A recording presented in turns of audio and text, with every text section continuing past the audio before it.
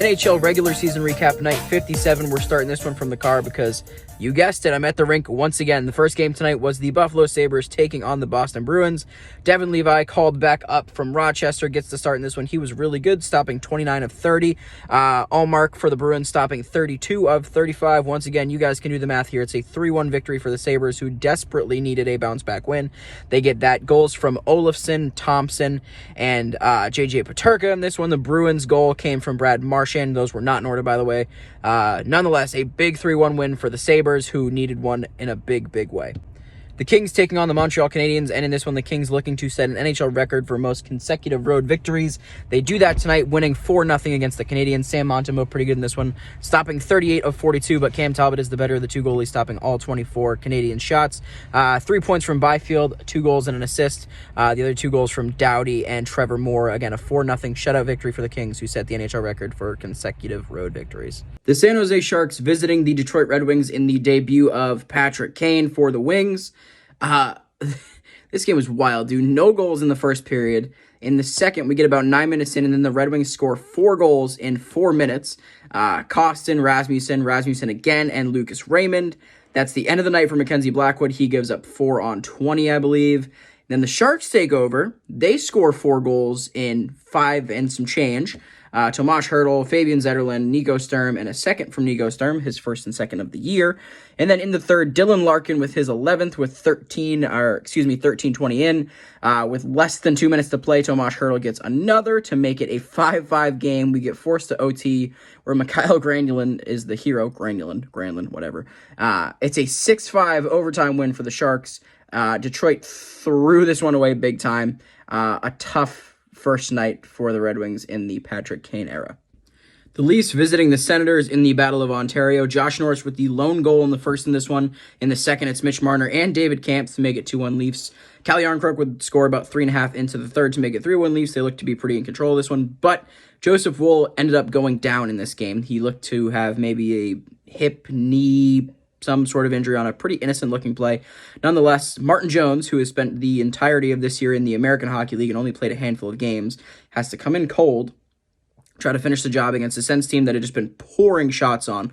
Woll had faced, I think, 30 or 31 shots at this point. He stops 9 of 10. Claude Giroux does get one past him, but only after William Nylander had scored to make it a 4-2 game after Bernard Docker scored his first as well. So the Leafs end up getting this one done. It's a 4-3 final, but big news from this one is that Joseph Woll seems to be hurt. We don't know how long-term it's going to be, but Sheldon Keefe did say he would miss some time. The Blue Jackets taking on the New York Islanders, and once again, I was really looking forward to getting to talk highly of this Blue Jackets team, but they found a way to ruin it again. So the first period, Pierre Engvall scores the only goal. In the second, it's Bemstrom and Fantilli open things up. It's 2-1 Blue Jackets. Things are looking good. The last 5 minutes of the period, 5.5, a mess. Cal Clutterbuck, Matt Barzal, and Kyle Palmieri score. It turns from 2-1 to 4-2 in less than 5 minutes in favor of the Islanders. In the third, a minute and a half in, Adam Fantilli makes it a 1-goal game with his second of the game and third point of the game. Kid's buzzing, having a great game. And then a few minutes later, Matt Barzal, Bo Horvat with 2 and 20 seconds exactly, about midway through the period, and this game was over. Spencer Martin just not good enough in this one, stopping 29 of 36. Semyon Varlamov much better, stopping 32 of 35. It's a tough game for the Blue Jackets, man. They have finally started to get some goals, and it just hasn't been enough. They can't hang on to leads. Something's got to change with this team, but a tough 7-3 loss for them, but a good win for the Islanders. The Caps taking on the Stars, and this Caps team, man, it's painful. 2 good things from them from this game. Dylan Strome with 2 goals. He looked very good once again. Alex Ovechkin with an assist on his second goal, making his 1,500th point in his NHL career, so congrats for that. Aside from those 2 things, and Charlie Lindgren looking pretty good, another bad game from the Caps. They end up losing this one 5-4 in a shootout. They were at one point up 3-1 and then 3-2, and then it was tied, and then Dylan Strome scored about halfway through the third, and they were up 4-3, and then they give up another one from Robe Hintz to tie it. They lose in the shootout. Jason Robertson with the only goal there. It's a 5-4 shootout loss for the Caps. At least they got a point, though, right? The Nashville Predators taking on the Tampa Bay Lightning, and what was, in all cases, aside from the scoreboard, a pretty even game. Alex Barré-Boulet opens the scoring about 13 minutes into the first. Juuso Parssinen ties it with about 3 minutes to go in the first, and then from there on, it is all Predators. Forsberg, McDonough in the second, and Yossi and Trennan on the empty net in the third. Again, shots pretty even in this one, 33-30 actually in favor of the Lightning, But the difference maker here, UC Saros versus Jonas Johansson. Saros stops 32 of 33, good for a 970, save percentage. Jonas Johansson stopping just 25 of 29 for an 862. Once again, just not good enough from him.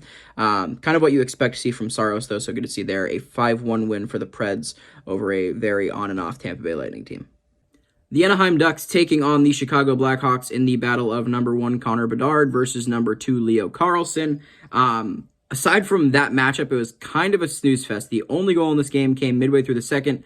Philip Kurashev on the power play, at least assisted by Connor Bedard, so we got that. But otherwise, just a goalie battle, but even some of the opportunities here just weren't there. 37 saves for Peter Mrazek in the shutout bid, so a big quantity performance from him. But again, not a ton of exciting scoring chances either way. The Ducks were definitely the better team in this one, I thought, but Lucas Dastaal stopping 24 of 25. Both goalies really, really good, but again, just the one goal assisted by Bedard, so we get that bit for the matchup, but otherwise it's a 1-0 win for the Blackhawks.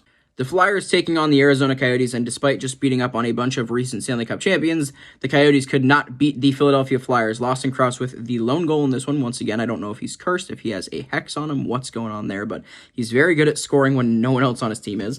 For the Flyers, 2 goals from Travis Konechny, 1 from Joel Farabee, and 1 from Cam York. It was 2 goals by the Flyers in the first, and that ended up being all it took. Carter Hart very good in this one, stopping 25 of 26. Connor Ingram stopping just 22 of 26 in his first kind of shaky game in a good bit. A 4-1 win for Philadelphia.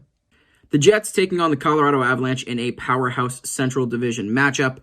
This one was pretty entertaining, kind of back and forth. First period, Adam Lowry scores with 3 seconds to play. The second, back and forth here, Kyle Connor, Nate McKinnon, Josh Morrissey, and Joel Kiviranta. It's a 3-2 game headed to the third, where the only goal is another Kyle Connor goal, this time on an empty net.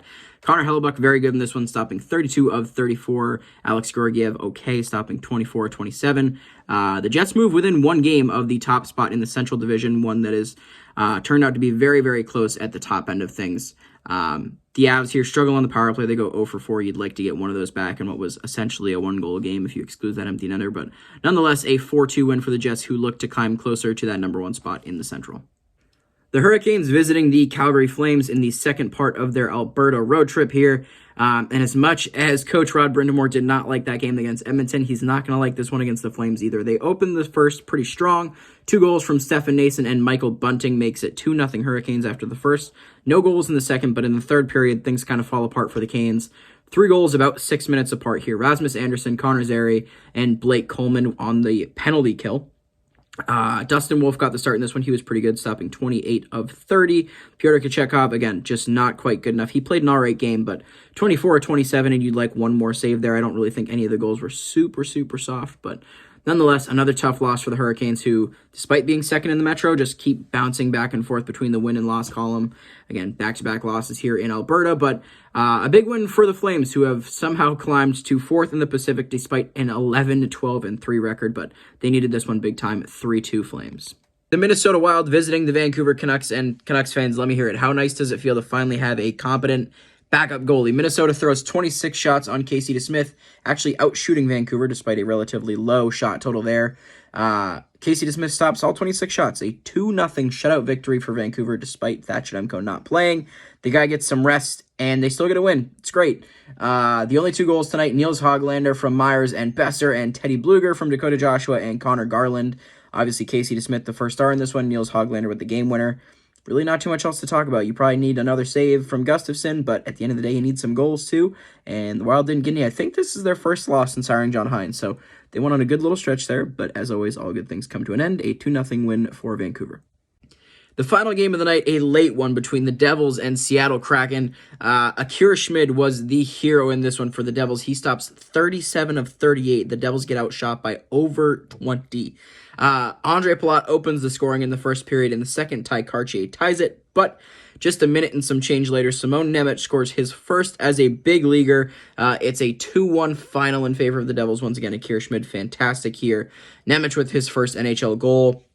Those are really the 2 headlines, and that is it for NHL regular season recap, night 37. We will see you guys tomorrow. I think just 3 games on night 38, which is kind of, or 58. Did I say 57? 57 and 58.